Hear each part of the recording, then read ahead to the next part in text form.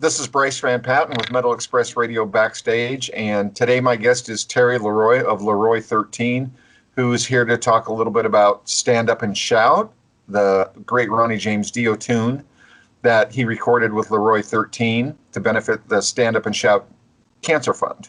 So how are you doing today, Terry? Doing great, Bryce. Thanks for having me. Oh, you're welcome. It's a pleasure. Can you tell us a little bit about yourself first and your music and how Dio has been an inspiration to you? Absolutely. So, I've been singing Ronnie Dio songs and old school metal for as long as I can remember. Ronnie's absolutely my hands down favorite metal vocalist, and I've got a list of can't forget about Bruce Dickinson and Halford, and I mean there's so many greats, but my go-to is always Ronnie Dio. I don't know why exactly that is. I have so many reasons, but I'm from upstate New York, about an hour away from Ronnie's hometown in Cortland. And growing up, it was always Ronnie Dio was just the name, and up in this area. So that's awesome. How I feel about Ronnie. I can talk about Ronnie for 2 hours. Yeah, I was going to ask. So, when was the first time that you heard Dio, and how old were you, and do you remember when the first time you heard a Dio record was? Yes, actually. So he was in Rainbow, and I must have been probably, 13 years old, 12, 13 years old, and Man on the Silver Mountain was the hit on the radio. And I was like, who's this singer? I was like, what is this? And I started singing along, and I was just like, this is, it was right when I was just beginning to really just, the whole adventure of rock and roll. You're 12, 13 years old, you're listening to the radio, there's all these different artists, and that caught my attention. And then it was shortly after that, I'm not sure exactly the time period, but it had to be a year or two. And then I remember hearing the same singer in Black Sabbath, and that was my experience, because I didn't know about Black Sabbath with Ozzy. I only knew about Black Sabbath with Ronnie Dio, and that song was Heaven and Hell in Neon Nights. Those were being played on the radio at the time. Yeah, for me, I was like 15 years old, and I was with my best friend, and we went into a drugstore where they had record albums. If you're old enough to remember those days, right? He walks out with Led Zeppelin IV, and I saw this album with his fist grabbing a giant rainbow, Rainbow Rising, and I just saw Blackmore on the back, and I had no idea who the other guys were, who Cozy Powell was. Took it home, and I'm like, I don't want to. I love Led Zeppelin, bud, but this is the stuff, this is the shit. And Stargazer. And from then on, I was just looking for anything I could find him on, from Elf to anything, Exactly. So yeah. I share that love of Dio, Can you tell me a little bit about how LeRoi XIII came together as a band? Yes, absolutely. So a little over a year ago, almost a year and a half now, my band, Granny Four Barrel, the other band that I have, we were playing a show at the Whiskey in California, and Wendy Dio was at that show, and we heard that she was going to be at the show, and I was excited. I said to the guys, hey, if she shows up, we're going to play Stand Up and Shout. And every band I've ever been in for the past 30 years, there's always some Ronnie Dio cover, and that's been my go-to for so many years, Stand Up and Shout. So I was like, let's give her a treat. So she came to the show.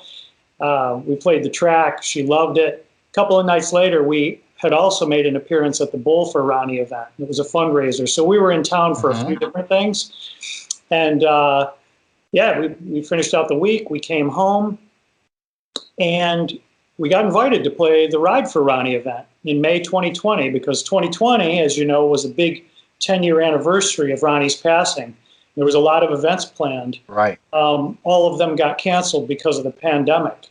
So when that happened, I really just wanted to keep, I was in Ronnie James Dio mode. I was like, well, so we can't play, but we could record. So I got a hold of David Bendeth, and I said, hey, David, let's do a track and donate it to the charity. What do you think about that? And he said, oh, it's a great idea. Hey, I got some great players in mind. And then he suggested the guys that we got. Will Hunt and Troy McLaughlin from Evanescence. Mm-hmm. We were doing some co-writing with Aaron Pauley from Of Mice and Men at the time anyway, so he used to play bass, and that was a good fit for bass. And then the other guitar player, Sammy Baller. Those all came from David. He made some calls. They were like, oh, hell yeah, we're down. And so that's how we did it, Zoom style. So did everybody record at separate studios, and how did that all come together? Exactly, because remember, like last March, a year ago, that's when the pandemic was, full blown, and no one really knew what was going on. It's like, whoa, everything's shutting down. Is this the end of the world? What's happening?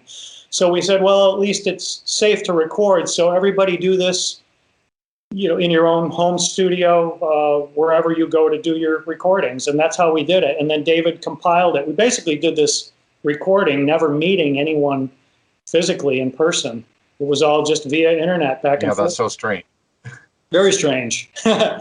But yet similar in a way, because it's how we do pre-production anyways.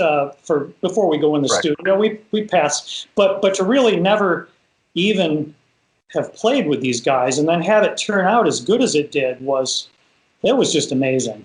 I mean, it just fit right together perfectly. Yeah, it sounds really good. I saw the video right when it came out. Oh, thanks. And I really enjoy it. And so everybody just kind of set up their own webcam, and then it all got cut together, and David just mixed the tracks, and so let's shoot. So how has the response been for the video? The response has been really good, very positive. Everything positive.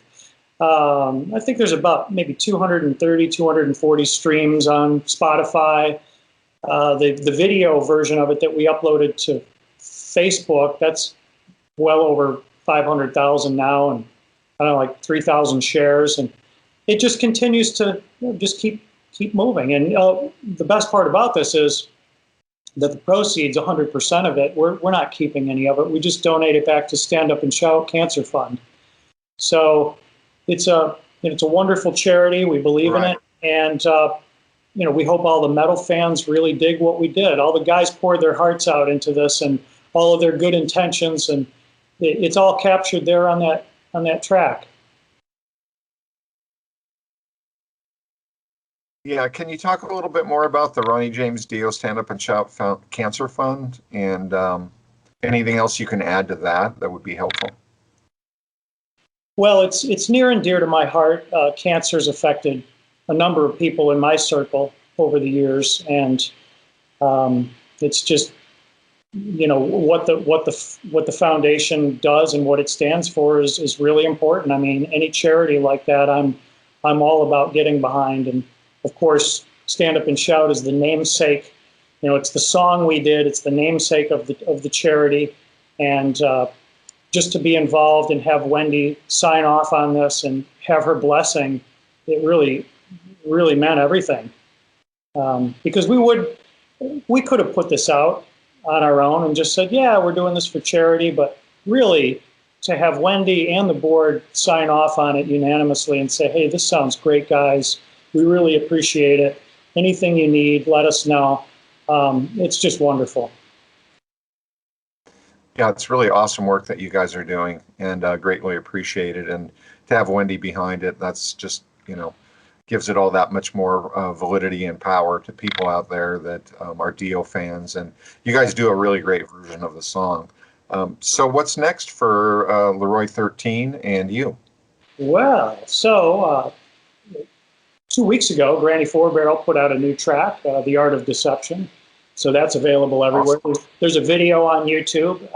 So there's more coming down the pike with Granny Four Barrel, but also LeRoi XIII. In fact, I'll be on the phone tomorrow with David Bendeth and Will Hunt, because we're talking about knocking down some more covers.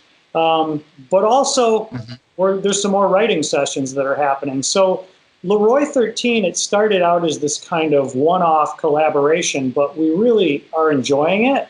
And so it's a matter of, what do we do? Do we keep putting out covers? Do we mix in some originals? Does it turn into an actual band?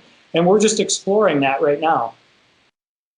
I think Dio has kind of touched everybody, certainly in heavy metal or hard rock. Oh, And, absolutely. it's Yeah. a great inspiration, you know. So Yeah. thanks so much, Terry. And thank you, Bryce. appreciate everything, and just keep it coming, and we'll keep the press rolling for you. That's awesome, man. Have a great day. Thank you.